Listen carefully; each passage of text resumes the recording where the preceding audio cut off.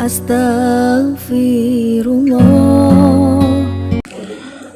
Assalamualaikum warahmatullahi wabarakatuh. Alhamdulillah wassalatu wassalamu ala rasulillah wa ala alihi wa sahbihi wa mawalah wa la hawla wa la quwata illa billahi wa ba'du. Alhamdulillah, segala puja dan puji hanya milik Allah Jalla fi'ula. Salawat dan juga salam tetap kita curahkan pada baginda Nabi besar Muhammad sallallahu alaihi wa ala alihi wasallam. Pembahasan di siang hari ini kita akan membahas tema ringan saja, nasihat untuk saya pribadi dan juga jamaah sekalian yang hadir. Bagaimana kita memanfaatkan waktu selama 24 jam, dan itu menjadi sebuah ibadah bagi kita semuanya. Karena hal yang akan ditanyakan pada hari kiamat adalah terkait masalah waktu. Makanya dalam Al-Quran itu Allah bersumpah paling banyak dengan waktu. Wal fajri, demi waktu fajar. Wad duha, demi waktu duha. Wal asri, demi waktu asri. Wal laili idha saja, demi waktu malam. Wan nahari, demi waktu siang. Dan begitu seterusnya. Quran itu paling banyak bersumpah dengan waktu. Makanya Nabi SAW mengatakan, la tazulu qadama abdin yaumal qiyamati hatta yus'alu an arba'. Tidak akan bergeser tuh kaki anak Adam tuh, meniti di atas titian siratal mustaqim sampai ditanya 4 perkara. Semua bicara waktu.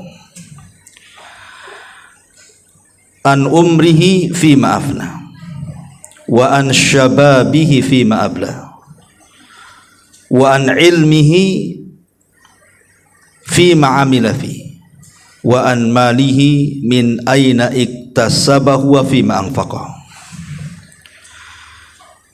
Pertama soal umur, kemana kau habiskan, bicara waktu. Yang kedua masa muda, kemana kau lampiaskan, masa muda, bicara waktu. Kemudian tentang ilmu, sudahkah diamalkan? Mencari ilmu butuh waktu. Antum kesini butuh waktu dari rumah, dan mengamalkannya pun butuh waktu. Tentang hartanya, dari mana kau dapat, kemana kau belanjakan. Cari harta pun butuh waktu, membelanjakannya pun butuh waktu. Semua waktu akan ditanya di hadapan Allah Azza wa Jalla. Makanya pembahasan di siang hari ini, bagaimana kita memanfaatkan waktu sedari bangun tidur sampai tidur lagi. Karena di antara kaum muslimin ada yang sama sekali tidak peduli, mulai dari bangun sampai tidur nggak peduli, itu dihabiskan untuk maksiat, untuk main-main, tidak ada nilai sama sekali satu hari itu. Tapi tentu seorang mukmin harus pandai bahwa kita bisa mendulang sorga dalam 24 jam tuh. Kita mulai dari bangun tidur aja. Seorang mukmin selambat-lambatnya bangun, mungkin yang susah bangun ya, itu minimalnya 20 menit sebelum subuh. Ya 20 menit itu saya kira-kirakan saja. Kenapa? Karena syariat azan subuh itu 2 kali.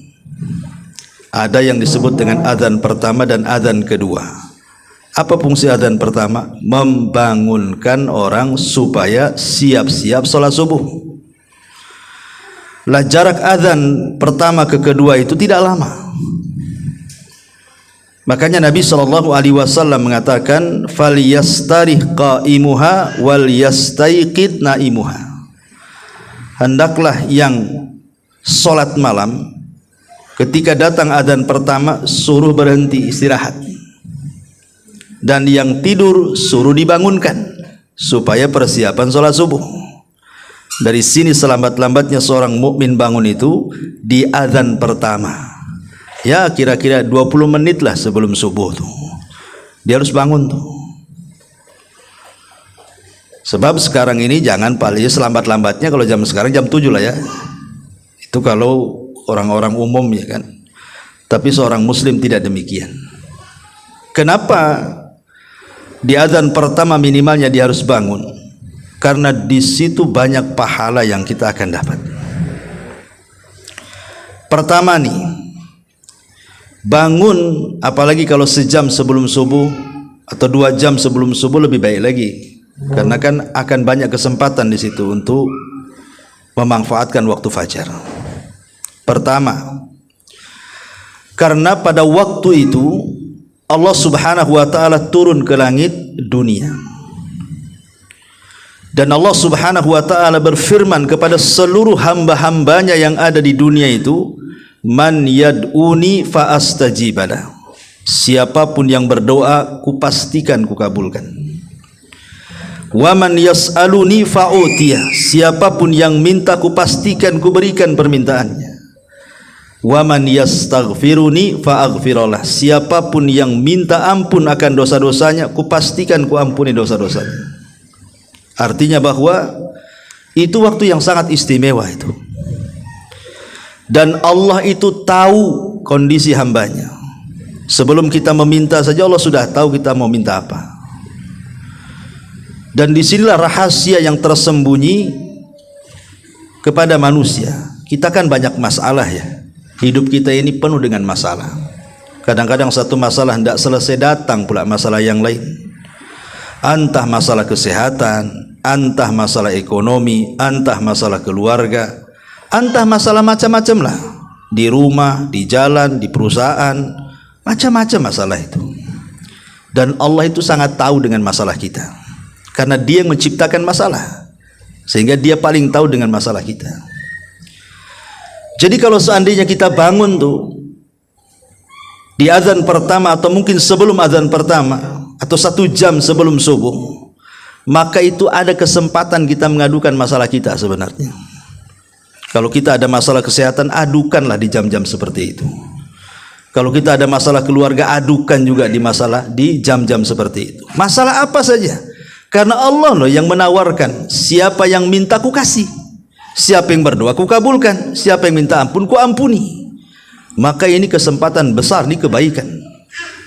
Terutama kalau seandainya kita minta bukan hanya urusan dunia tapi urusan akhirat gitu ya, minta sorga, maka yakinlah Allah pasti akan mengabulkannya. Ini yang pertama.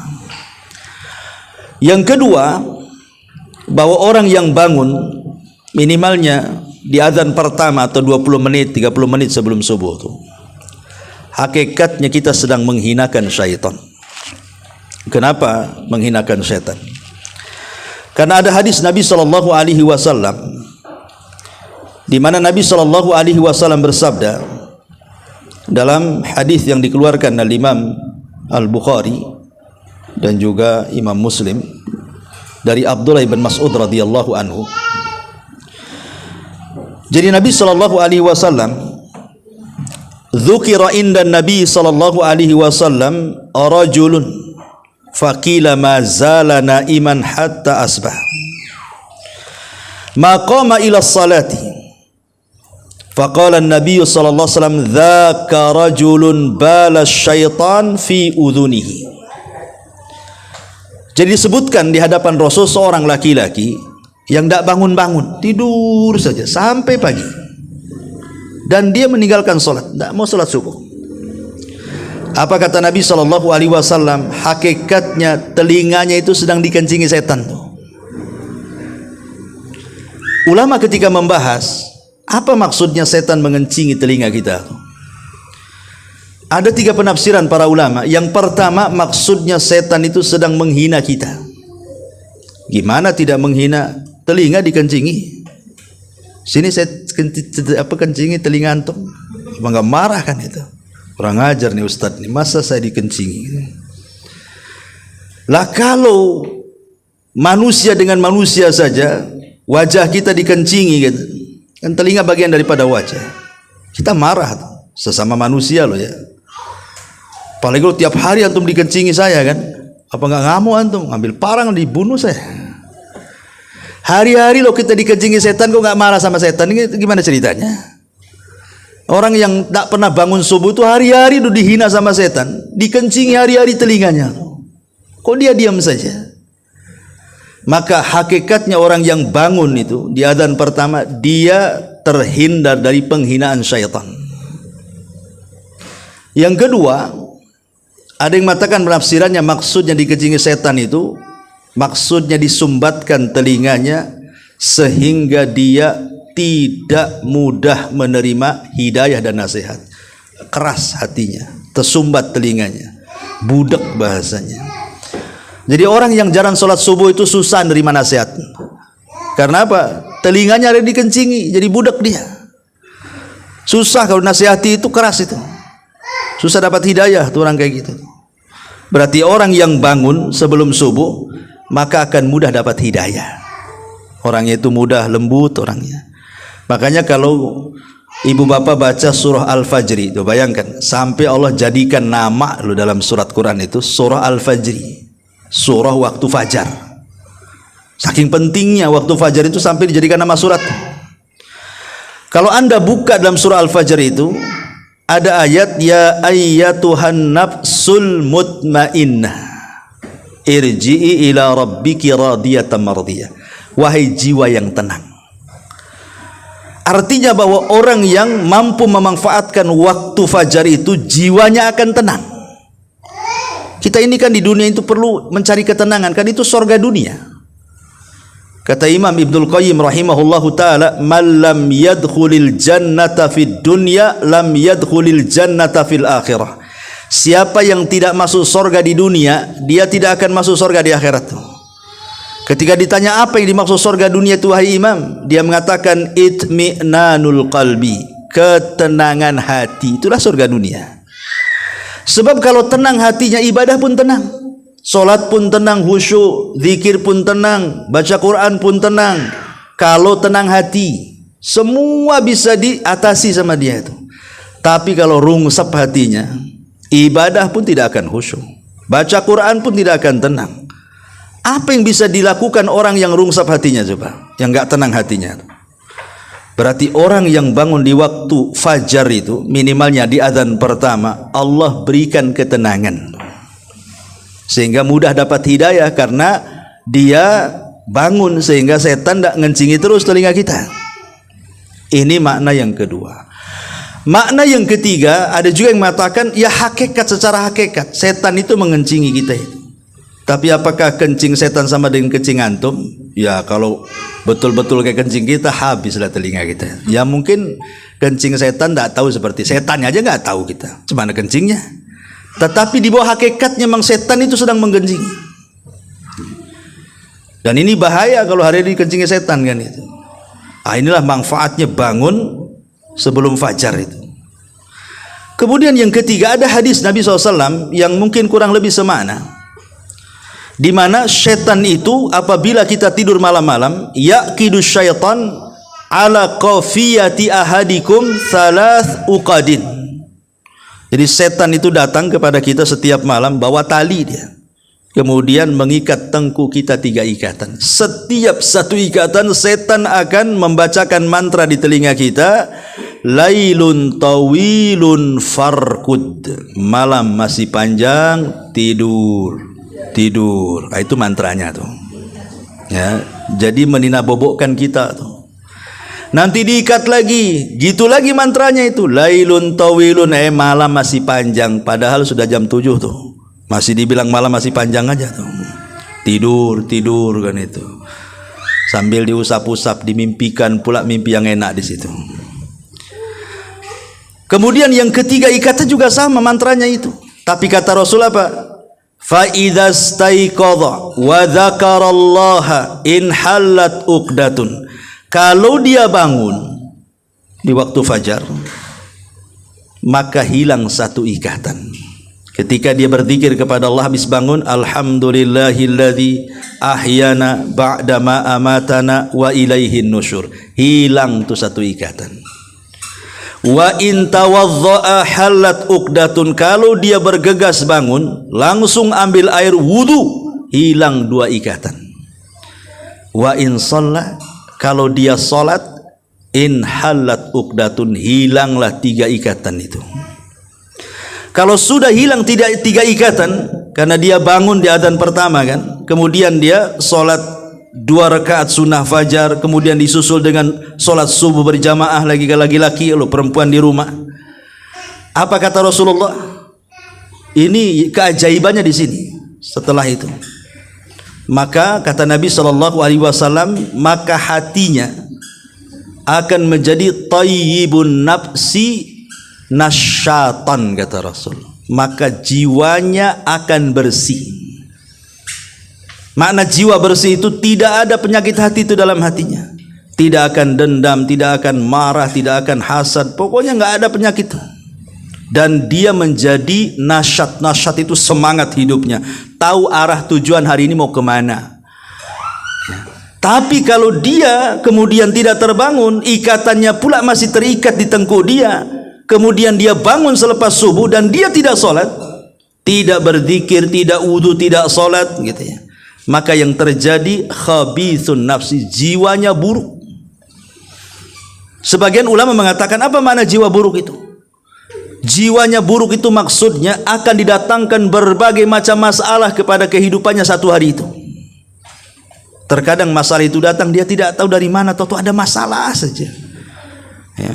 Lagi enak-enak adalah masalah lagi, belum selesai masalah ada lagi masalah. Coba dibuat banyak masalah itu sama Allah, kemudian kaslan, jadi malas dia, tidak mampu menghadapi masalah tuh, tidak mampu menguraikan masalah dia, akan ngeri itu jadinya ya.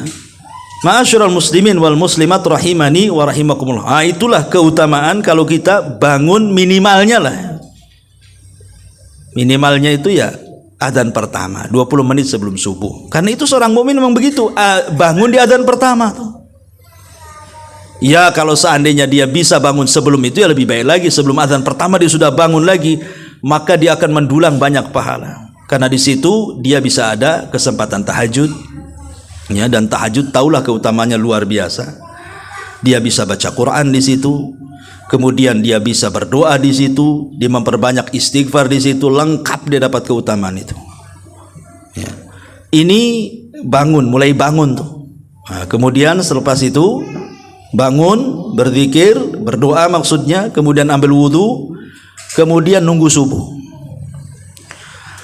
Lah nunggu subuh itu ada sunnah, namanya sunnah naum idtija namanya, tidur terlentang dan ke lambung kanan. Itu ya kira-kira selepas adzan gitu ya, selepas antum sholat 2 rakaat fajar, akan ada waktu kalau sebelum qomat, kita bisa baring di situ. Itu sunnah hukumnya ya. Di adzan pertama itu sebelum subuh kita baring sebentar lah. Ustadz kalau baring sebentar nanti bablas pula subuhnya. Iya tidurnya kalau tidur ibu, kalau tidur Nabi nggak kayak gitu. Tidur ibu kan terlentang di kasur pakai bantal, jadi malam lagi lah. Maksudnya tidurnya itu ya jangan di kasur tidurnya, tidurlah di lantai gitu ya. Kemudian ke arah lambung kanan miring, dan yang jadi bantal itu tangan kita gini. Karena biasanya kalau tidur ke lambung kanan mudah terkejut. Kalau dibangunkan cepat dia, karena dia bukan sedang tidur betulan, dia sedang sleep chicken itu namanya, sedang ya antara tidur nggak tidur kan ya. Orang itu dikejutkan pun bangun dia ya. Supaya apa maksudnya? Kenapa disunahkan tidur? Bagi yang sholat malam, dia kan lelah letih, namanya tahajud, kadang-kadang ada yang 11 rakaat gitu ya, suratnya pula yang dibaca panjang-panjang. Mungkin dia lelah, capek, makanya suruh baring itu, rileks supaya subuhnya dapat. Sebab jangan sampai kemudian kita mengutamakan sholat tahajud, sholat subuhnya pula ngantuk. Mana yang diutamakan, wajib apa sunnah? Wajib yang diutamakan, bukan sunnah. Kalau kira-kira kemudian sholat malam memadaratkan sholat wajib, janganlah sholat malam. Apain ngejar yang sunnah, menelantarkan yang wajib. Makanya disyariatkan baring di situ supaya agak rileks nanti sholat subuhnya, datang lagi tenaga. Ya. Jadi di situ ada sunnah dan itu ada kebaikan karena persiapan sholat wajib. Ditambah-tambah ada 2 rakaat sholat sunnah fajar. Yang kata Nabi SAW pahalanya kan luar biasa tuh. Kata Nabi SAW, raq'atai al-fajri khairun minad dunya wa ma fiha, kata Rasul. 2 rakaat sholat sunnah fajar itu lebih baik daripada dunia dan isinya lagi. Dunia isinya, Masya Allah. Kita punya tanah 1 hektar di Nagoya saja, senangnya luar biasa. Dunia dan isinya lagi, coba bayangkan. Tapi 2 rakaat fajar lebih baik daripada itu katanya. Itu saja tidak mau orang ambil. Tapi kalau dikasih rumah mau dia. Disuruh sholat 2 rakaat yang lebih baik daripada dunia, nggak mau dia. Itu kan luar biasa 2 rakaat fajar. Dan 2 rakaat fajar itu tidak usah panjang-panjang. Karena juga suratnya sudah ditentukan. Rakaat pertama baca Qul ya ayyuhal kafirun. Rakaat kedua baca Qul huwallah. Kan pendek-pendek itu surat favorit semua tuh. Ya. Dan dua-duanya disebut surah Al-Ikhlas tuh. Sebab kalau Qul ya ayyuhal kafirun itu bicara uluhiyah. Kalau surah Al-Ikhlas itu bicara asma dan sifat dan juga rububiyah. Lengkaplah tauhid di situ. Ya, 3 tauhid ada di situ tuh kalau baca 2 surat itu. Rububiyahnya dapat, asma dan sifatnya dapat, uluhiyahnya pula dapat. Lah baru kemudian sholat subuh. Sholat subuh itu luar biasa lagi pahalanya. Karena Nabi SAW mengatakan, man shalla subha fahuwa fi dhimmatillah. Siapa yang sholat subuh maka dia berada dalam lindungan Allah 1 hari itu. Jadi kalau orang sholat subuh, betul-betul sholat subuh ya, dan diniatkan ingin mencari perlindungan Allah, 1 hari itu tidak perlu takut kita. Kalau ada orang yang hasad, ketika hasad tidak perlu takut, kita sudah dapat lindungan Allah dengan sholat subuh. Kalau ada orang yang nyihir kita, tidak perlu takut dengan sihir, kita sudah dapat lindungan Allah dengan sholat subuh. Kalau ada orang yang dengki, hendak dengki kepada kita, tidak perlu takut, kita sudah dapat perlindungan Allah di sholat subuh itu. Kalau ada orang yang berbuat jahat, tidak perlu takut dengan kejahatan orang, sudah ada perlindungan kok. Kalau Allah sudah yang melindungi, siapa yang berani mendekati kita? Kalau kita minta perlindungan pada satpam, di atas satpam ada bos, habislah kita. Satpam tak bisa melindungi kita. Kita umpamanya berlindung kepada polisi yang mungkin pangkatnya rendah, di atas ada jenderal lagi. Tapi kalau Allah di atas segala-galanya, selesai itu. Jadi ada niat kita juga kalau sholat subuh, niatkan minta perlindungan kepada, karena di situ Rasul mengatakan siapa yang sholat subuh berarti dia dalam lindungan Allah, tenang jadinya, ada perlindungan di situ. Makanya sholat subuh itu jangan asal-asalan. Ya, kalau bisa berjamaah bagi laki-laki itu penting bagi kehidupan dia sehari itu masalahnya. Kalau perempuan ya di rumah, minimalnya Rasul kalau sholat subuh itu 100 ayat bu. Ustadz nggak hafal 100 ayat. Ya, Al-Baqarah saja linglung saya itu.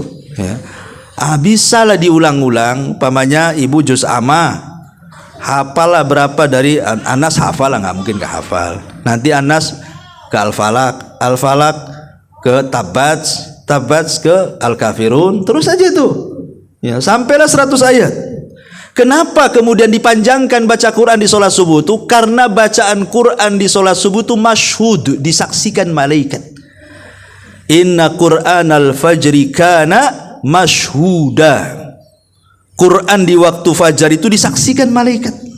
Makanya dipanjangkan tuh bacanya. Satu-satunya sholat yang dipanjangkan, disunahkan dipanjangkan itu sholat subuh. Ya, kalau bagi laki-laki kan di masjid ya tergantung imamnya lah kan gitu. Tapi kalau perempuan kan di rumah masih bisa lah dipanjangkan. Kalau kan sholat sendiri kalau perempuan. Kalau laki-laki kan tidak mungkin request sama imam. Mam request mam Ali Imran. Ya umpamanya kan tidak bisa juga. Ya tergantung imam lah hafalannya. Ya. Tetapi yang ingin saya katakan juga di sini bahwa wanita juga di zaman Rasul itu biasanya ke masjid kalau sholat subuh. Karena tidak ada riwayat para wanita itu sholat berjamaah bersama Rasul kecuali di sholat subuh saja. Coba kita cek di hadis-hadis itu. Tidak ada wanita-wanita di zaman Rasul yang sholat jamaah di waktu zuhur, rame-rame ke masjid atau asar atau maghrib, bisa nggak ada riwayatnya. Tapi di sholat subuh ada. Jadi wanita-wanita itu jalan kaki dari rumahnya itu ke Masjid Nabawi, dan mereka pulang sebelum terang. Jadi satu-satunya sholat yang ada riwayat wanita ke masjid itu di sholat subuh. Bukan berarti kalau wanita sholat duhur ke masjid dilarang, tidak. Maksudnya kita tidak akan mendapatkan riwayat sahabiah di zaman Rasul kecuali di sholat subuh, begitu maksudnya. Kenapa pertanyaannya? Rupanya setelah diteliti, karena mereka mencari berkah di waktu pagi. Karena Rasul mengatakan dalam doanya, Allahumma barik li ummati fi bukuriha. Ya Allah, berkahi umatku di waktu pagi. Itu yang dicari para sahabiah itu, keberkahan di waktu pagi itu. Makanya mereka jalan kaki ke masjid, sekalian olahraga. Karena angin di waktu subuh itu angin yang luar biasa. Rasul mengatakan, nusirtu bis saba wa uhlikatil adu biddabur. Aku ditolong dengan angin pagi, kata Rasul, dan kaum Ad dihancurkan dengan angin sore, katanya. Kalau mau olahraga pagi-pagi, itulah diberkahi. Ini olahraga sore-sore pula. Kaum Ad dihancurkan di waktu sore lagi. Kan itu ya. Subuh-subuh olahraga itu angin soba, itu angin berkah tuh. Makanya kata Imam Ibnul Qayyim, biasakan kalau subuh cuaca bagus, jendela buka. Nah, biar angin itu masuk, jadi sirkulasi itu angin berkah tuh. Ini enggak gitu ya. Pulang subuh malah digelapin lagi rumahnya. Matiin semua, jendela tutup, pintu tutup, gorden hitam lagi. Jadi malam lagi, tidur lagi, ya. Kata Imam Ibnul Qayyim, siapa yang membiasakan tidur selepas subuh tidak dapat berkah dia. Karena waktu turunnya berkah Anda tidur, masalahnya. Justru ketika turun berkah itu bangun. Minimalnya kalau mau tidur nunggulah matahari itu terbit dulu. Pamannya terbit jam berapa? Syuruk itu jam 6 kan gitu. Habis sholat syuruk, tidurlah. Pamannya kan masih ada waktu. Kerja jam berapa? Oh, kalau jauh nggak bisa lah. Nggak usah tidur lah, ngapain juga kan. Nanti tak kerja kan itu. Tapi insya Allah lah, kalaupun bangun ya, anggaplah bangun jam 3 atau setengah 4 atau jam 4 itu. Kalaupun ngantuk-ngantuk, insya Allah itu badan dia sehat tuh. Justru kalau seandainya dia tidur bablas subuh umpamanya jam 7, kadang-kadang malas, dia nggak sehat badannya tuh. Nggak akan sehat, kita bisa rasakan kok. Justru malas bawaannya kita ini jadinya. Tapi kalau malam kita bangun, sepertiga malam bangun, walaupun ngantuk-ngantuk dikit itu masih semangat lah orang hidup tuh di situ. Kenapa? Karena berkah turun di situ. Lah itu yang dicari sahabiah tuh, sambil olahraga jalan kaki ke masjid, pulang ke rumah. Nah, apalagi kalau agak jauh sedikit kan agak keringatan tuh. Ya tapi jangan pula ke Batu Haji jalan kaki dari sini. Pengkor sampai saya. Ya mesin-mesin terdekat aja lah ya, yang kira-kira bisa kejangkau jalan kaki. Enggak, karena kita ini kadang-kadang sudah terbiasa dengan mobil sih. Kadang-kadang 1 meter naik mobil kadang-kadang. Jadi ya enggak gerak badannya. Ya. Taib. Itu subuh-subuh sudah jelas gitu ya. Pahalanya luar biasa. Bahkan ada pahala yang jauh lebih besar daripada yang kita bayangkan salat subuh itu. Apa itu? Ru'yatullah. Dijanjikan kita bisa melihat Allah dengan salat subuh itu. Karena ketika Nabi SAW mengatakan, innakum satarawuna rabbakum kama tarawuna lailatal badri tamami la tudhamuna li ru'yatihi syai'an. Kalian akan melihat Rabb kalian, dan kalian akan melihat Rabb kalian seperti melihat bulan. Artinya tidak berdesak-desakan kan? Kalau lihat bulan kan tinggal nenggak aja ke atas. Mana berdesak? Lain kalau kita nonton bioskop desak-desakan. Tapi kalau lihat bulan, mana ada orang berdesak-desakan tuh. Tinggal naikkan aja begini ke langit, nampaklah bulan. Itulah melihat Tuhan kita seperti itu. Bukan Allah seperti bulan, tidak. Cara melihatnya seperti itu maksudnya. Kata Rasul, barang siapa yang hendak famanistata'ta, kalau kalian ingin gitu ya, betul-betul melihat Allah Subhanahu wa taala, maka lakukanlah salat subuh. Lakukan salat subuh. Mati ya? Nggak apa-apa lah, teriak-teriak aja kita ya. Jadi kata Nabi SAW, lakukan salat subuh ya kalau ingin melihat Allah. Dan melihat Allah itu kenikmatan yang luar biasa di sorga. Kenapa? Karena melihat Allah itu lebih nikmat dibandingkan sorganya itu sendiri. Dan rahasianya ada di sholat subuh tuh. Cukuplah dengan hadis ini saja, harusnya orang itu sudah terbayang kepengen sholat subuh gitu. Tapi ya namanya memang ujian, makanya Rasul mengatakan sholat yang paling berat dilakukan orang munafik itu sholat subuh salah satunya. Sholat subuh itu berat bagi orang munafik, tapi ringan bagi orang-orang yang beriman. Maka jangan pernah tinggalkan sholat subuh berjamaah bagi laki-laki ya. Kalau bagi perempuan ya di rumah lah. Kalau ke masjid pun tidak ada masalah ya. Taib. Kemudian selepas sholat subuh di situ ada pahala juga. Apa itu? Disuruh habis sholat kita ini suruh baca Quran, zikir. Jangan beranjak dari tempat sholat kita sampai syuruk, kata Rasul. Di situ ada ibadah namanya sholat syuruk, walaupun menjadi khilaf para ulama. Apakah syuruk itu duha yang diawalkan, ataukah dia sholat sendiri? Tapi pendapat yang kuat syuruk ya syuruk, duha ya duha. Artinya dia sholat sendiri. Karena memang rangkaian hadisnya siapa yang sholat subuh, bagi laki-laki mungkin di masjid, bagi perempuan di rumah, kemudian tidak beranjak dari tempatnya, ya kecuali mungkin karena kebelet ingin kencing, ingin buang hajat kan lain, itu kan ada kebutuhan itu. Yang jelas dia habiskan tuh antara subuh ke syuruk itu dengan ibadah lah. Kemudian setelah terbit matahari biarkanlah dia meninggi satu tombak tuh, supaya jangan sama ibadah penyembah matahari dengan kita.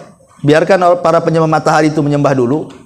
Nanti kalau sudah naik sedikit, kira-kira 15 menit gitu ya, mungkin ya sekitar itulah, atau 10 menit dari terbitnya matahari, kita lakukan 2 rakaat syuruk. Kata Rasulullah, pahalanya kahajjati wal umrah taman, seperti ibadah haji dan umrah secara sempurna. Artinya secara sempurna itu ya seolah-olah kita ngumpulin duit, berangkat haji, kemudian khusyuk hajinya, pulang diampuni dosa-dosanya, seperti itu ya. Padahal kalau kita haji betulan, belum tentu niatnya karena Allah, belum tentu ibadah di sana khusyuk, belum tentu pulang diampuni dosa-dosanya. Tapi orang yang duduk habis sholat subuh, berzikir, baca Quran sampai dia melaksanakan syuruk, dia mendapatkan pahala haji dan umrah sempurna lagi. Oh, luar biasa memang ya. Itu saja orang nggak tertarik gitu. Nggak tertarik orang jelas-jelas pahala yang seperti ini. Tetapi sekali lagi ini kan bicara soal bandingan pahala, bukan soal menggugurkan kewajiban haji ya, hanya ngambil pahalanya saja. Kalau belum haji tetap wajib haji lah kan gitu. Jangan pula habis sholat syuruk ngaku-ngaku Pak Haji pula kan gitu. Ya itu nggak ada kaitannya. Ini kan soal pahala, bukan soal menggugurkan kewajiban. Oke, setelah sholat syuruk, apa lagi? Di situ muncul waktu duha. Mulai terbit matahari sampai waktu zawal matahari tergelincir ke arah barat masuk waktu duhur, itulah disebut waktu duha namanya. Allah Subhanahu wa taala, sedikit faedah, ketika menyebut malam dengan menyebut subuh, itu Allah bedakan harokatnya. Allah mengatakan walaili id adbar. Tetapi kalau subuh wasubhi idza asfar. Kalimat id, lihat di sini. Walaili, demi malam, id adbar. Menggunakan sukun, id, sukun. Adbar, ketika berlalu. Wasubhi idza, menggunakan fathah, harokat fathah ya. Asfar, ketika mulai terang. Coba Allah bedakan antara id ketika bicara malam dengan antara idza ketika bicara subuh. Sukun artinya apa? Sukun itu kalau tanda harokat ya bulat sukun itu kan itu ya. Tapi secara bahasa Arab kalau di Indonesia kan sukun itu artinya tenang.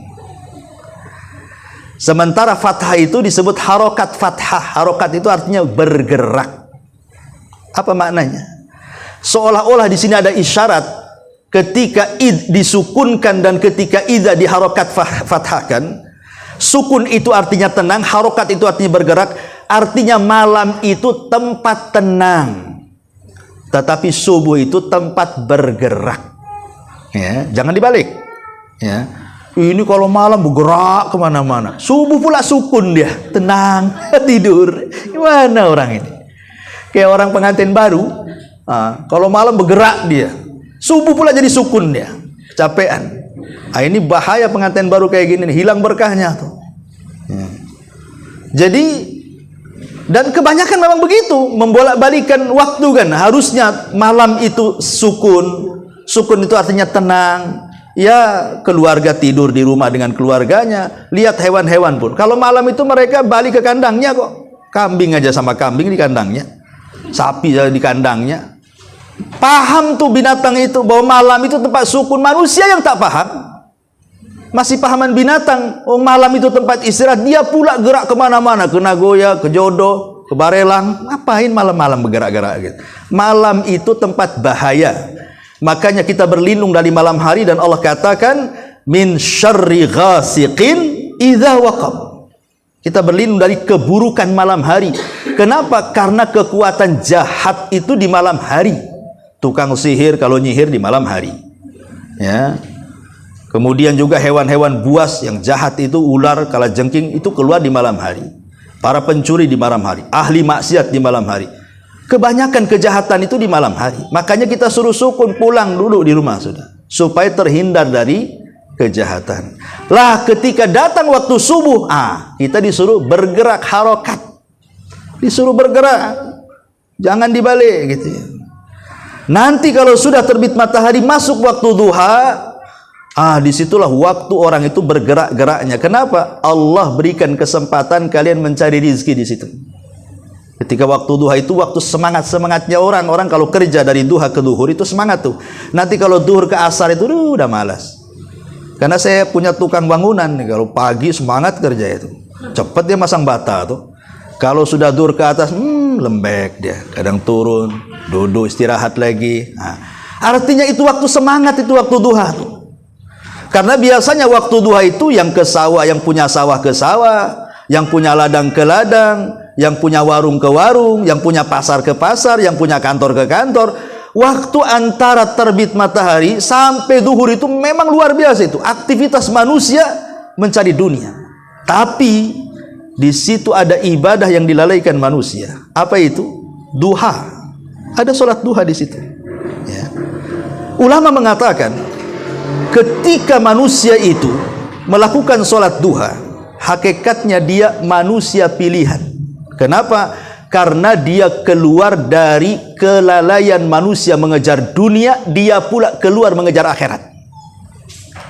Ibadah yang dilakukan saat lalainya manusia, berarti ini bukan orang biasa nih. Memang orang-orang yang pilihan, orang-orang ahli taubat. Makanya sholat duha itu disebut sholatul awabin, kata Rasul. Sholatnya orang-orang yang taubat. Sholatnya orang-orang yang ingin dekat dengan Allah. Karena dilakukan di saat lalai manusia. Saat manusia sibuk bekerja, dia pula 5 menit.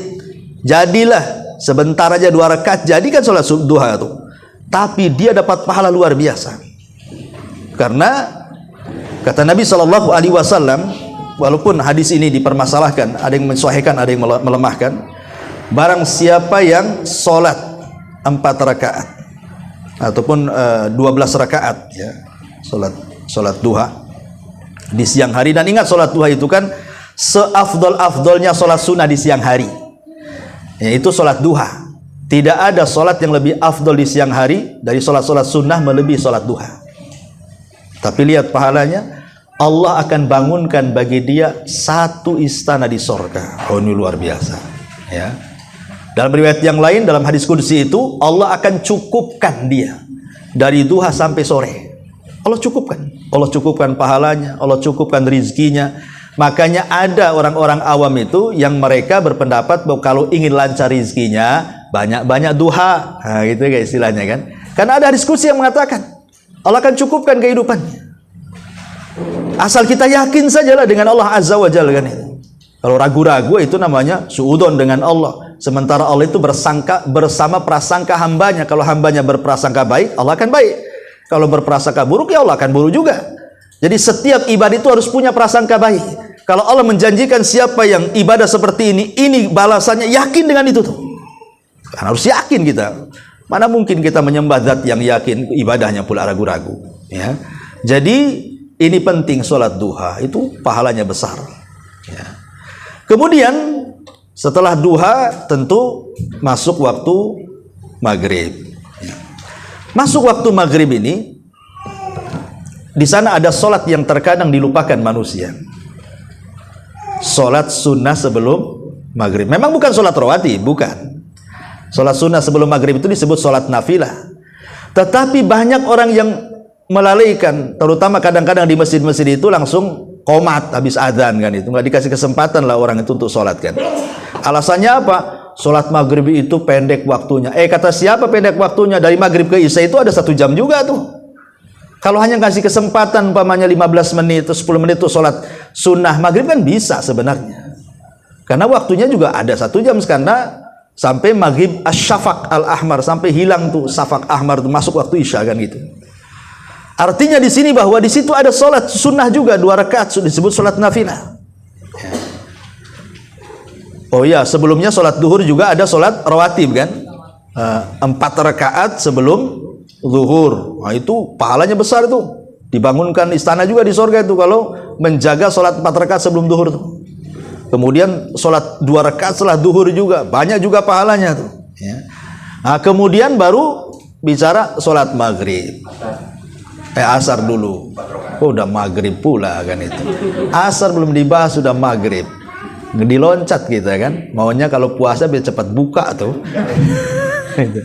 Jadi asar lebih hebat lagi. Kenapa? Karena solat asar itu solat pertemuan malaikat, antara malaikat malam dan malaikat siang. Rasul mengatakan, yata'aqabuna fikumul malaikatu, malaikatul laili wa malaikatun nahar, wa yajtami'una fi salatil asri wa salatil fajri. Kata Rasul, Allah itu membuat tugas kepada malaikat malam dan malaikat siang. Jadi malaikat malam tugasnya mencatat kebaikan kita di malam hari, malaikat siang tugasnya mencatat kebaikan kita di siang hari. Ini bukan raqib atid ya, raqib atid sendiri. Ini ada malaikat khusus. Memang disuruh mencatat kebaikan saja dia. Keburukan nggak akan dicatat. Ya. Jadi kalau malam hari itu dia mencatat apa saja, apakah kita baca Quran, apa kita zikir, apa kita istighfar, apa kita tahajud, semua dicatat. Siang juga sama, apakah kita sedekah, apakah kita silaturahim, apakah kita berdakwah dan begitu seterusnya, semua dicatat. Lah pertemuannya 2 malaikat ini di 2 salat.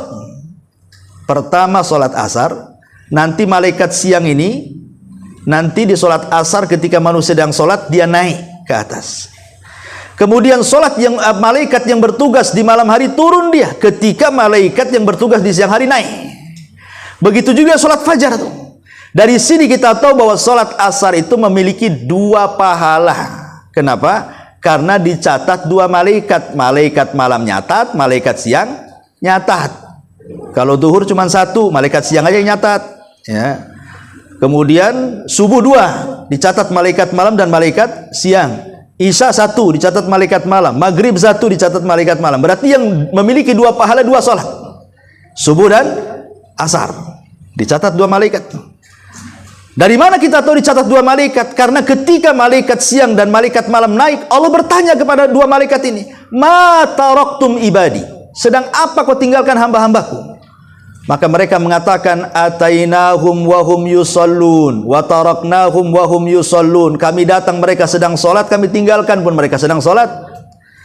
Artinya kami datang mereka sedang salat, mereka catat salat itu. Kami pergi mereka sedang salat, kami juga catat salat itu. Makanya 2 pahala tuh. Dan dari sini kita tahu bahwa salat asar itu adalah salat terkuat, yang berpendapat dia adalah salat wusta, yang Allah katakan hafidhu ala salawati was salatil wusta, jaga oleh kalian 5 waktu salat, terutama salat wusta. Sepakat berdasarkan nas hadis bahwa salat wusta itu salat asar. Dari mana? Ketika Rasul menggali parit dalam perang Khandaq, Rasul itu sampai disibukkan itu menjaga parit, jangan sampai musuh meloncati parit. Sampai waktu asar masih diserang juga sama musuh, sampai maghrib Rasul tidak sempat sholat asar, masuk waktu maghrib. Terpaksalah Rasul sholat asar di waktu maghrib, marah Rasul. Kemudian Rasul mengatakan apa? Semoga Allah membakar dengan api rumah-rumah dan kuburan mereka, karena mereka sudah mengakhirkan sholat wusta, katanya. Berarti di kita wusta ini sholat asar. Ya, dan ketika sholat wusta itu adalah sholat asar, berarti sholat asar ini barometer sholat-sholat yang lainnya. Kalau kita bisa melaksanakan dengan baik sholat asar, berarti bisa melaksanakan yang lain dengan baik. Tapi kalau sholat asarnya saja nggak jelas, maka yang lain lebih nggak jelas lagi. Karena itu barometernya di situ, sholat pertengahan tuh. Sholat wusta itu sholat pertengahan artinya. Ya. Apalagi kalau di hari Jumat, berarti selepas sholat asar ke maghrib ada mustajab doa di situ. Ya, kalau hari Jumat habis asar ke maghrib itu waktu mustajab doa tuh. Khusus hari Jumat. Dan sholat subuh di hari Jumat pun beda dengan sholat subuh di hari-hari yang lainnya. Memang diutamakan sama Nabi Shallallahu Alaihi Wasallam. Kemudian setelah sholat asar pendek-pendek sajalah karena waktu juga. Kemudian masuk waktu maghrib dan pahala sholat maghrib juga jelas. Ya. Lah di antara maghrib ke isya itu, di situ ada larangan yang keras dari Rasul, dilarang tidur. Rasul tidak suka orang tidur selepas maghrib. Kenapa? Karena juga waktunya cuma 1 jam, takut bablas ke isya kan. Makanya kalau bisa jangan tidur. Ya memang waktu maghrib itu ngantuk-ngantuknya kalau memang orang kerja kan. Tapi kata Rasul jangan tidur. Kemudian waktu kalau mau tidur selepas isya. Makanya selepas isya itu dibenci sama Rasul ngobrol. Enggak, Rasul membenci kalau habis isya ngobrol, kecuali ada maslahat dunia dan akhirat. Seperti maslahat dunia ya, mungkin ngobrol masalah bisnis, atau ngobrol mungkin suami istri supaya makin dekat lagi, atau ngobrol soal agama, atau ikut pengajian, itu kan jelas maslahatnya ya. Nah, tinggal sabotase lagi, ya kan? Mati. Ya. Taib. Jadi intinya bahwa di situ dilarang tidur kalau bisa. Dan kalau bisa di situ bagi laki-laki itu kan waktunya dekat tuh. Di situ ada keutamaan bagi laki-laki kalau di masjid atau perempuan di rumah, jangan pulang. Tapi nunggu sampai isya. Ya. Karena kalau kita kemudian habis maghrib dan hati kita menunggu niat waktu isya, kemudian sholat isya, berarti selama menunggu isya itu kita dianggap sholat tuh. Seolah-olah kita sholat aja tuh, padahal kita ngobrol, tapi hati kita menunggu isya. Ya, karena Rasul yang mengatakan, siapa yang menunggu sholat ke sholat, maka dia dianggap sholat. Dengan luar biasa dianggap sholat, padahal 1 jam tuh. Baru masuk waktu isya, isya pun waktu yang luar biasa. Makanya isya dan subuh itu 2 sholat yang paling berat orang munafik melakukannya. Karena udah malam, udah ngantuk-ngantuk kan. Ya, udah malam ngantuk-ngantuk. Makanya orang kadang-kadang malas sholat isya, langsung tidur. Yang lebih parah bangun pula jam 11, kelayapan pula di situ. Ya, jadi ini waktu isya. Kemudian setelah waktu isya, disinilah persiapan untuk bangun tengah malam. Di situ diniatkan kalau bisa, ya Allah bangunkan aku, walaupun tanpa alarm. Kalau orang sudah niat biasanya bangun tuh. Dan kalau bisa persiapkan sebelum tidur itu dengan ibadah. Inilah rahasianya. Kata para ulama, dan ini sering saya sampaikan kan, kalau ingin mati husnul khotimah, karena kan kalau kita tidur itu, apakah kita mau bangun lagi atau tidak kan tidak ada yang tahu, karena tidur itu kan saudara kematian masalahnya. Banyak orang tidur tidak bangun lagi, tapi banyak orang tidur juga bangun lagi, alhamdulillah. Tapi kalau seandainya Allah takdirkan habis tidur tak bangun lagi, minimalnya janganlah kematian itu menjadi kematian su'ul khotimah, tapi jadikanlah kematian husnul khotimah. Caranya gimana? Kok tahu dia matinya su'ul khotimah, dia matinya husnul khotimah? Kalau tidur tak bangun lagi, dilihat dari amalan sebelum tidurnya. Ya, lihat amalan sebelum tidurnya itu. Kalau sebelum tidurnya dia baca Quran, dia berzikir, dia berwudu, ya, ataupun dia melakukan ibadah apa sajalah di situ. Kemudian dia tertidur. Kalaupun tidak bangun lagi, dipastikan husnul khatimah. Tapi kalau sebelum tidurnya dia maksiat kan itu, karena memang malam tempat maksiat, kecapean maksiat, pulang tidur tak bangun lagi, itu su'ul khatimah tuh. Itu saja mudah tuh. Ini yang satu husnul khatimah, yang satu su'ul khatimah tuh. Dan manfaatnya kalau kita ini melakukan ibadah, contoh namanya berwudu sebelum tidur, itu manfaatnya luar biasa. Karena Rasul yang mengatakan kalau kita wudu sebelum tidur, saat kita tidur itu kadang kan kita guling-guling tuh, kita nggak sadar saja. Kadang guling ke kanan, guling ke kiri. Itu di kiri kanan kita ada malaikat. Setiap kita bergeser sedikit, malaikat akan mengatakan apa? Allahumma gfir lahu, Allahumma arhamhu. Ya Allah, ampunilah hamba ini, Allah rahmati hamba ini. Kalau geser ke kiri, gitu juga malaikat sebelah kirinya tuh. Tapi kalau tidak dimulai dengan doa, tidak mulai dengan wudu, tidak mulai dengan ibadah, langsung tidur, itu di kiri kanan setan lah dan malaikat. Ya, kita nggak dapatkan doa seperti itu. Makanya kalau seandainya kita melakukan ibadah sebelum tidur, kemudian tidur kita dianggap ibadah, itu maksudnya. Tidur aja dapat pahala tuh. Kalau seandainya kemudian Allah takdirkan mimpi buruk, ya, maka bangun cepat meludah ke arah kiri, berta'awud. Ya kalau suaminya sebelah kiri ya geser lah kan itu. Jangan belak mudah ada suaminya di situ. Artinya di sini ada tuntunannya semuanya. Tidurnya aja ada tuntunannya kan, kita disuruh kalau bisa baca ayat kursi, baca qul a'udzu birabbil falaq, qul a'udzu itu diusap-usap kata Nabi kan. Ya, sebelum tidur dikebut dulu tuh tempat tidur itu kata Nabi. Takut ada apa-apa kan itu. Baca basmalah ya. Dan sebelum tidur pastikan jendela kata Rasul tutup. Kalau masak-masakan tutup, baca basmalah, karena apapun yang ditutup oleh kita, setan tidak mungkin membuka. Setan nggak mungkin membuka. Seperti kompor matikan dan begitu seterusnya lah ya. Intinya bahwa tidur bisa menjadi ibadah dilihat daripada sebelum tidurnya. Nanti nih kalau sudah bangun tengah malam, balik lagi ke pembahasan tadi. Di situ ada waktu-waktu yang sangat mustajab dan sangat istimewa. Ya, ini secara global. Kalau kemudian kita rincikan lagi umpamanya selama sepanjang siang itu kita gunakan untuk zikir, memberatkan timbangan, istighfar gitu, memudahkan urusan. Dan ibadah-ibadah yang lain, sedekah, silaturahim, mengunjungi orang sakit dan begitu, wah makin luar biasa itu. Bayangkan dalam 24 jam itu kita bisa menjadi ahli surga itu sebenarnya. Kalau kita mau melakukan ini semuanya. Tapi di antara kita kadang-kadang tidak seperti ini. Salat itu tidak diniatkan kebaikan, hanya untuk melepas kewajiban saja.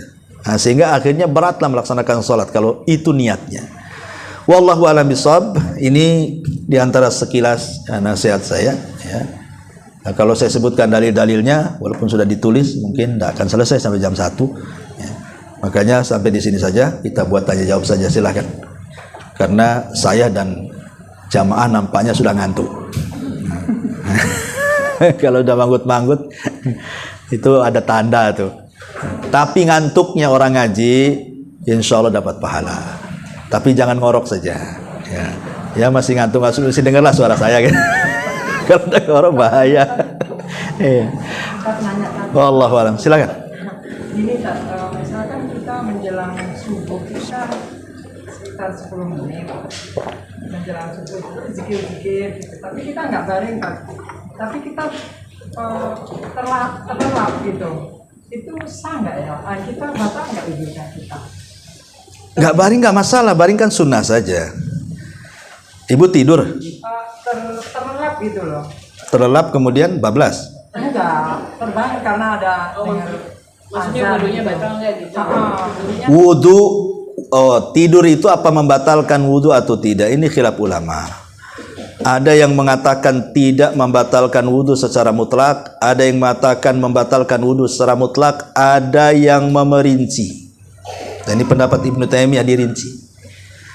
Kalau sampai tidurnya nyenyak, tidak ingat di sekitar kita, batal wudunya.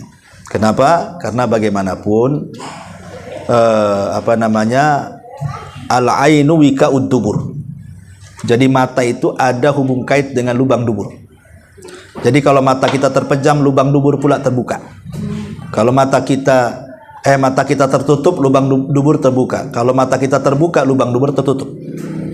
Jadi ada kemungkinan dikhawatirkan mengeluarkan sesuatu dan kita tidak sadar. Makanya kalau nyenyak, kata ulama batal. Tapi kalau tidak nyenyak, tidak batal. Maksudnya masih, kalaupun dikagetkan masih kaget gitu ya. Masihlah tahu di sekitar kita ini cuma manggut-manggut aja, maka tidak batal wudunya. Wallahu a'lam. Ada lagi Ustaz. Ya. Ustaz, kalau umur 50 ke atas, perempuan itu wajib mahram nggak Ustaz? Wajib apa? Mahram kalau pergi keluar daerah. Ya wajib. Ya, semua wanita itu mau nenek-nenek, semua wajib karena hukum mahram itu umum kata Rasul, idza safara gimana hadisnya itu? Apabila seorang wanita safar, maka harus ada mahramnya. La tusafiru imra'atun illa ma'adhi mahramin. Nah, begitu lafadznya. Jangan seorang wanita safar kecuali ada mahram. Di sini umum, tidak disebutkan umur. Ya, kalau bisa pakai mahram. Sebab mahram itu akan menjaga wanita. Mahram itu walaupun kakek-kakek, ya, kemudian di kereta itu banyak preman, kadang-kadang mikir mau ganggu tuh. Itu sama kakeknya katanya. Tapi kalau sendirian itu pasti diganggu tuh. Ya, kadang-kadang mahram itu walaupun udah kakek, kalaupun ditunjang dia jatuh tuh, kadang-kadang masih menghargai karena ada mahram. Makanya pentinglah mahram itu. Ya, tapi kan terkadang zaman sekarang kan nggak peduli lah. Mau mahram nggak mahram, mana ada peduli orang sekarang ini. Nah, itu karena kembali kurang sadar. Ya. Ndaklah aman-aman saja Ustadz, saya biasa bolak-balik Jakarta Batam sendirian, tak ada masalah katanya. Kan ada orang yang beralaskan seperti itu. Bukan masalah itu. Rasulullah SAW ketika mengatakan tidak boleh safar seorang wanita kecuali ada mahram, itu berarti ada madarat di situ. Ada bahaya yang kita tidak tahu di situ. Makanya setiap larangan itu pasti ada bahaya, sebagaimana setiap perintah itu pasti ada kemaslahatannya yang kita tidak tahu kadang-kadang. Wallahu a'lam. Ya. Tadi terkait mahram tadi, apakah kalau ke masjid sholat subuh itu adanya juga harus bersama keluarga? Tidak, lihat itu jarak safar yang ada mahram itu. Kalau dari sini ke Batu Haji sendiri nggak apa-apa naik motor, kan bukan jarak safar. Jadi yang pakai mahram itu kalau jarak safar, sini Tanjung Pinang umpamanya kan safar itu pakai mahram. Ya kalau sini sekitar Batam saja kan bukan jarak safar, nggak apa-apa sendiri. Ya, tapi ya pakai tutup aurat, jangan telanjang pula kan. Wallahu a'lam. Boleh Pak Ustaz? Hah? Kakak kita di Pekanbaru, kita dari sini di bandara dia langsung jemput. Bagaimana Ustaz kalau perempuan? Dalam kondisi darurat boleh, tapi kalau nggak darurat nggak boleh. Dikhawatirkan nanti pesawatnya nggak sampai sini, nanti pesawatnya ke bandara lain. Kan ada itu kejadian tuh, ya. Rupanya ada masalah di atas langit, rupanya nggak sampai ke Batam, entah ke bandara lain lagi, makin jauh lagi, makin bahaya kan. Ya kalau dalam kondisi darurat memang dibolehkan diantar mahramnya ke bandara, dijemput mahramnya di sini. Sama-sama jemput, di sana ngantar oleh mahramnya, sampai di sini dijemput mahramnya. Dalam kondisi darurat, ingat ya, dalam kondisi darurat itu dibolehkan. Wallahu a'lam. Afwan Ustaz, Iya. yang tadi dari sholat subuh ke fajar ya, itu kita nggak boleh beranjak. Kalau mau ke toilet itu? Ya tadi sudah dijelaskan, kecuali ke toilet, kecuali ini ngantuk tadi begini. Itu ngantuk. Ya boleh lah, nggak mungkin lah kencing di sajadah, ya nggak mungkin juga. Ya. Jadi boleh ya tadi sholat subuh di rumah Ustaz? Boleh lah, memang kalau perempuan kan memang di rumah. Sunnahnya memang di rumah, duduk aja lah di sajadah. Kalau kencing dulu. Kita ke masjid dulu kan Ustaz. Ah. Kan kita zikir baca Al-Quran. Ya kalau di masjid. Kalau sudah awalnya di rumah, karena kan tidak beranjak dari tempat situ. Kalau di rumah kan nggak apa-apa, umpamanya di situ tempat sholatnya, di sini ruang tamunya kan. Habis sholat, ambil Quran, duduk di ruang tamu baca gitu ya. Nah nanti kalau sudah syuruk, balik lagi ke tempat, kan masih dalam rumah, nggak ada masalah. Ya kalau sudah di masjid, ya di masjid saja sampai syuruk. Ya karena kalau sudah beranjak dari masjid ke rumah, ada lain lagi, ya kan? Wallahu a'lam. Berapa Ustaz? Syuruk itu Ustaz? Iya. Berapa Ustaz? Apanya syuruk itu? Syuruk. Syuruk itu ya nggak lama lah, nggak ada 1 jaman dari subuh itu kita. Dan kan sudah ada ini biasanya di jadwal pemerintah ini kan, sudah ada. Tengok aja lah jadwal pemerintah. Mereka udah capek-capek buat, kita tak pakai pula. Dan itu. Kalau kita nengok-nengok, kalau teduh susah nanti. Kok nggak muncul-muncul matahari? Oh mau hujan kok, cemana pula? Gitu. Ya sudah lah, nggak nengok jadwal yang sudah ditetapkan saja. Ini kalau jam segini biasanya udah muncul lah. Sudah, kira-kira saja. Apalagi sudah ada jadwal dari pemerintah, senang kita. Ya, tinggal dikira-kira saja. Ya, wallahu a'lam. Sudah? Ibu-ibu, bapak-bapak, mana pertanyaan? Bapak-bapak lagi makan. Iya. Kalau sholat sunnah kan kita boleh dibuka kita maksudnya Al-Quran, kalau sholat sunnah atau wajib boleh kita berjalan juga. Kayak sholat subuh kan namanya kita bisa baca Quran tapi nggak hafal. Kalau sholat wajib jangan dipersulit. Faqra'u ma tayassara minhu. Baca yang bisa dibaca. Tapi kalau sholat sunnah boleh kita pegang mushaf. Mau satu juz, satu rakaat pegang mushaf tidak apa-apa. Sholat malam nih kita nggak hafal, pengen lah saya 300 ayat saya baca, nggak hafal tapi pegang mushaf tidak apa-apa. Tapi kalau sholat wajib nggak boleh. Karena sholat wajib itu ada perintah faqra'u ma tayassara minal Qur'an, baca yang mudah. Kalau hafalnya qul huwallah ya sudah qul huwallah saja. Sama inna a'tayna jadilah. Kalau hanya itu yang hafal enggak apa-apa, itu saya diulang-ulang. Itu yang hafal kok. Jangan pula Al-Baqarah tak hafal baru ngapal sebentar lupanya berdiri aja ngingat-ngingat. Semana itu sholat tuh, kayak gitu. Ya. Jadi yang mudah sajalah. Kalau memang saya cuma satu Ustaz, inna a'tayna saja, nggak apa-apa, bagi dua. Ya. Karena cuma itu yang dihafal. Apalagi kan gitu. Nah, tapi kalau dia tidak mungkin lah cuma satu ayat surat dalam juz amma hafal, pasti ibu minimal ya 5 atau 6 hafal lah surat-surat favorit. Enggak apa-apa, itu aja diulang-ulang. Memang itu kok yang hafal. Sebab kalau sudah usia tua paling udah 50 tahun, itu kalau ngapal Quran itu susah. Dia bukan nambah hafalan, ganti hafalan. Ya, waduhnya hilang, atinnya hafal. Nanti besoknya kulolo, atinnya hilang, kulolonya hafal. Gitu ya. Dia bukan nambah hafalan, ganti hafalan ya. Jadi memang ya itulah yang mudah aja dibaca, nggak usah takalluf bahasanya. Wallahu a'lam. Ustaz mau nanya, Ya. kalau ada berdoa itu setelah sholat wajib, apakah kita boleh berdoa mengangkat tangan atau di sujud terakhir? Sujud terakhir. Jangan kadang-kadang ini kesalahan ya. Ada orang sholat itu sujud terakhir dilamain aja. Itu nggak ada contohnya. Ya. Kalau mau doa dalam sujud, semua sujud dari awal. Dari rakaat pertama kan ada sujud, rakaat kedua ada sujud, rakaat ketiga, semua jadikan doa itu. Ini nggak milih sujud terakhir dilamain, itu nggak ada contohnya itu. Jangan dilakukan lagi. Itu kesalahan orang itu. Milih rakaat terakhir di sujud lama kali itu. Rasul tidak pernah melakukan seperti itu. Ya, itu ibu yang lakukan kayak gitu ya. Itu tidak ada contohnya itu. Jangan lakukan seperti itu. Sama aja durasi sujud itu dari awal sampai akhir sama saja. Kalau mau dipanjangin mau doa dalam sujud, jangan di sholat jamaah, sholat sendiri.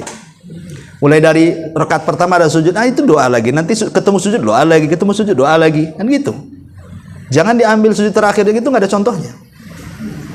Nabi tidak pernah melakukan seperti itu. Ini satu, karena memang Rasul hanya memberikan bahasa umum bahwa seorang hamba dekat dengan Allah itu ketika waktu sujud, maka fajtahidu fid du'a, sungguh-sungguhlah dalam doa. Hanya ngomong begitu saja. Tidak ditentukan rakaat pertama, rakaat kedua, rakaat terendah. Semua sujud. Ya, jangan durasinya dibeda-bedain. Ya, kalau bisa seperti itu. Karena saya belum pernah mendapatkan satu riwayat Rasul menghususkan di sujud terakhir dilamakan, itu tidak ada. Saya belum mendapatkan riwayatnya sama sekali. Bahkan saya mendengarkan fatwa dari Syekh Utsman Khamis itu, dibilang bid'ah tuh. Enggak ada contohnya kata beliau. Ya. Wallahu a'lam. Mungkin tadi pertanyaan bukan itu. Menggunakan tangan itu, mengangkat tangan itu Lebih baik yang Kalau doa itu kan ada dua macam ya. Ada doa ibadah, ada doa masalah. Doa ibadah itu doa yang sifatnya rutinitas, yang dibaca itu saja. Seperti zikir selepas sholat kan itu aja yang dibaca. Tasbih, ya kan, takbir, tahmid, tahlil kan itu. Kemudian juga Allah mantas salam, Allahumma la mani lima ataita, atau Allahumma inni na'udzubika an usyrika bika, atau apalah zikir-zikir yang diajarkan. Itu tidak perlu ngangkat tangan karena itu memang hari-hari dibaca dan itu lafadznya. Ya. Yang disunahkan mengangkat tangan itu kalau berkaitan dengan doa masalah. Kalau kita ada masalah, kita ini pusing, ya, suami nakal, ya, istri selingkuh, ataupun mungkin kesehatan, itu namanya ada masalah tuh. Itulah doa yang diajarkan Rasul, disuruh ngangkat tangan tuh. Dan kalau bisa ya habis sholat sunnah sajalah. Habis sholat wajib itu sibukkan dengan zikir saja. Yang ada di itu kan. Karena panjang kalau kita melakukan zikir habis sholat itu macam-macam dibaca lah. Ayat kursi, qul a'udzu birabbin nas, qul a'udzu bifalaq itu kan. Kemudian akhir Al-Baqarah. Panjang zikir itu sebenarnya. Kalau mau dibaca saja itu. Itu dulu wirid setelah sholat itu baca semua. Nanti habis sholat sunnah lah angkat tangan tinggi-tinggi itu. Mintalah apa yang kita minta. Lebih selesa lagi kan, lebih leluasa kalau habis sholat sunnah kan panjang waktunya. Bukan di waktu sujud itu boleh nggak doa masalah? Boleh, tapi jangan angkat tangan ketika waktu subuh. Bingung nanti itu. Waktu sujud ngangkat tangan, gimana caranya? Itu bahasa Indonesia atau gimana? Boleh bahasa Indonesia nggak? Ya kalau bisa bahasa Arab pakai bahasa Arab. Kan sudah belajar bahasa Arab? Belum? Ya kalau nggak bisa ya nggak apa-apa, bahasa Sunda juga nggak apa-apa. Cuman kan maksudnya janganlah kemudian kewajiban dikalahkan dengan yang sunnah, ya. Yang wajib dulu kan jelas tuh zikir-zikirnya apa yang dibaca dari sujud ruku itu dulu yang diperhatiin. Kalau memang setelah itu subhan rabbiyal a'la, ya, atau subhan rabbiyal a'la wa bihamdi, minimalnya 3 kali kan gitu ya. Yang wajib 1 kali, yang 2 sunnah. Lebih banyak lebih baik. Kalau memang di sholat sunnah kita ada waktu, ya doalah setiap sujud.